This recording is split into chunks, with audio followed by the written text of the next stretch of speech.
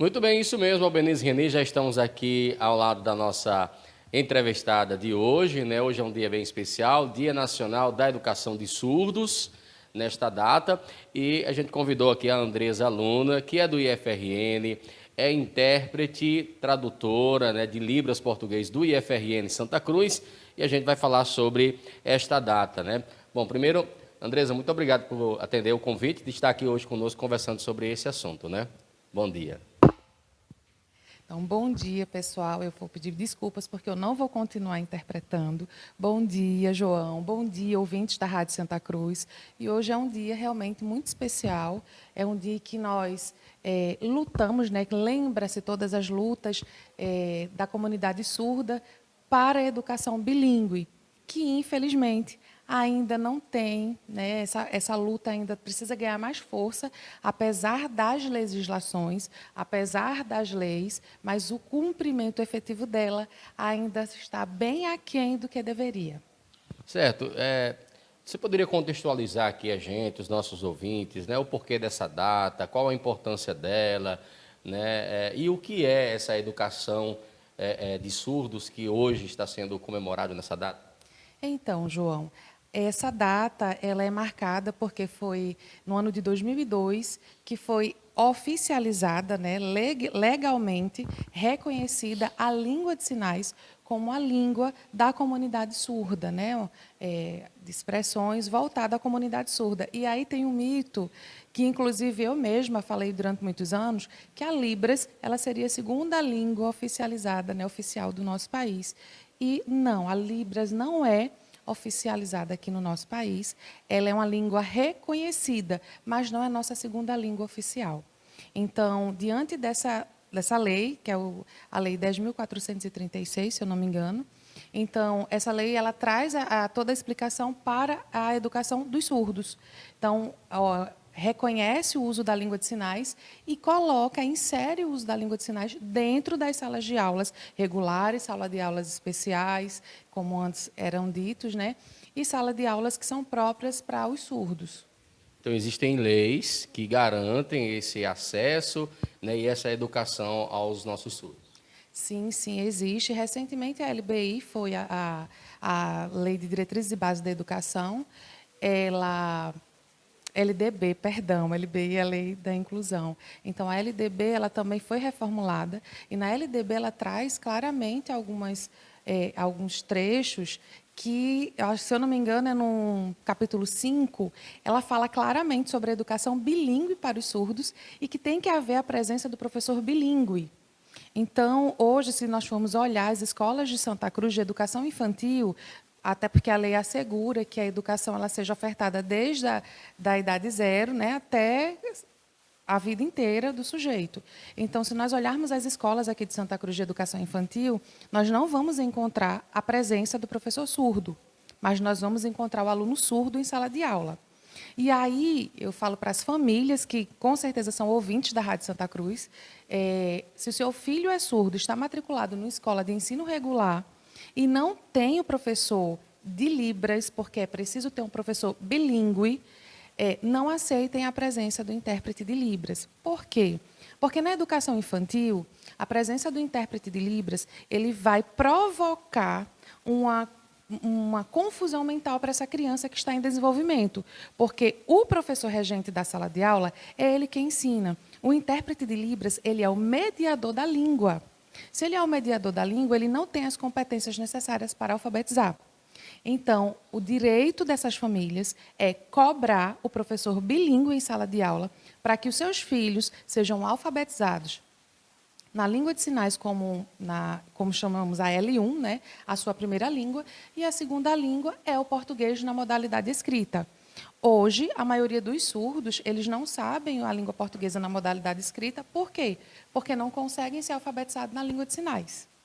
Andresa, e em relação ao professor bilíngue, né, que domina a sua disciplina e a disciplina de Libras, né, que seria ali para repassar também esse conteúdo para o aluno surdo. Existe uma facilidade de encontrar, existem cursos que, na nossa região aqui, ou, enfim, ou próximo, para que ele possa receber essa capacitação e aí ser inserido dentro da educação infantil?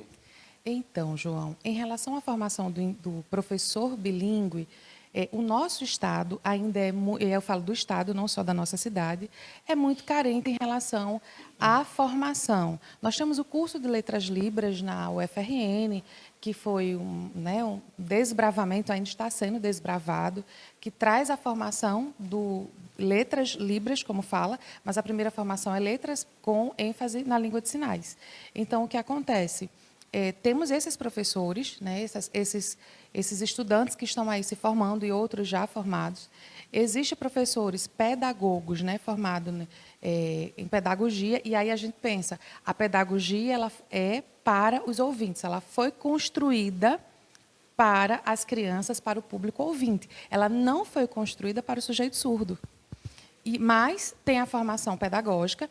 Dentro dessa formação, para além dessa formação, a lei exige as formações de pós-graduação, né, na educação especial, cursos voltados para a área, mestrado. Só que aí existe um parênteses, porque as pós, né, as especializações que falam, especialização em Libras, eu tenho especialização em Libras, eu fiz para poder conhecer, para saber como é. E aí o que acontece? A gente não aprende a alfabetizar, a gente não aprende a usar a língua de sinais. Nós aprendemos os conceitos, os conceitos históricos, nós aprendemos muita coisa que é necessária, que precisamos, mas não a lidar com o aluno em sala de aula e não a ensiná-lo por meio da língua de sinais. Então, tanto Letras Libras como pós-graduação, especialização que você for fazer, não vai te dar as competências linguísticas para você ter fluência na língua de sinais. E aí é uma faca de dois gumes. Vai depender de cada profissional se esforçar para que ele consiga ser realmente bilíngue e alfabetizar aquela criança surda ao mesmo tempo que alfabetiza a criança ouvinte. Porque essa é a ideia da inclusão da escola bilíngue. Certo. Andrés, a gente está com essa temática justamente porque hoje é Dia Nacional da Educação de Surdos, né? Você observa muitos avanços nos últimos anos, você falava desse reconhecimento em 2002, né, citava aqui algumas leis que beneficiam, né, que trazem o surdo para essa questão da inclusão em sala de aula, enfim. Quais os avanços que você... Por exemplo, Santa Cruz tem uma associação de surdos, né? O que você poderia citar para a gente aqui como avanço, né, nessa data? E aí nós tivemos vários avanços, e falar sobre a Associação de Surdos, que aí, inclusive, existe a legislação, se eu não me engano, realmente a LDB, que ela traz informação sobre a contratação dos professores bilíngues e que a manutenção desses professores, né, a continuidade, a avaliação, tem que ser feita junto a centros, né, junto a locais que têm a comunidade surda, que aqui em Santa Cruz seria exatamente a Associação dos Surdos, que, infelizmente, eles não conseguiram estar presentes hoje devido ao convite a queima-roupa, mas é importante falar sobre o avanço que Santa Cruz teve com a presença de intérpretes de Libras no ensino regular, a partir do 5º ano, ou 6º ano, se eu não me engano, que aí é o adequado, que aí pai e mãe, se seu filho está cursando 5º, 6º, 7º ano, a partir disso aí não tem intérprete de Libras, por favor, procure o Ministério Público, porque, mas eu vou denunciar. Essa denúncia vai ajudar bastante o Estado. Por quê? Porque a promotoria ela vai te dar uma documentação, essa documentação é enviada para a escola, e aí o Estado ele tem como cobrar. Olha, preciso de um intérprete, está aqui a solicitação, já foi lá para a Justiça. Então, não pense que é uma denúncia. Não, você está contribuindo com a educação do seu filho, você está contribuindo para o Estado para que ele consiga mais, no caso, com a cidade de Santa Cruz, para que eles consigam mais intérpretes para que possam auxiliar, né, ao desenvolvimento do seu filho. E aí, em relação aos avanços que nós temos, ao longo dos anos, nós temos a SECADI, que é a Secretaria que trata de Educação Especial, junto ao governo federal, onde a SECADI ela tem realizado trabalhos com essa finalidade, com esse foco, para essa educação, para essa formação, porém, na legislação tudo é muito bonito, no papel. Então, a efetivação dessas legislações, a efetivação disso tudo vai depender das nossas ações. E aí eu convido a todos, não só surdos, familiares de surdos, mas pessoas que são engajadas na educação, que façam uma visita à Associação dos Surdos aqui de Santa Cruz, para que vocês possam nos ajudar nessa luta da educação bilíngue, da formação de professores, na formação de tradutores, que aí, como eu havia falado anteriormente, você tem uma pós, uma licenciatura, não te dá competência linguística, fluência em Libras. Mas se você estiver na Associação dos Surdos, com contato com os surdos, cursos, você vai ter, sim, desenvolver essa fluência na língua de sinais. E isso, a prática.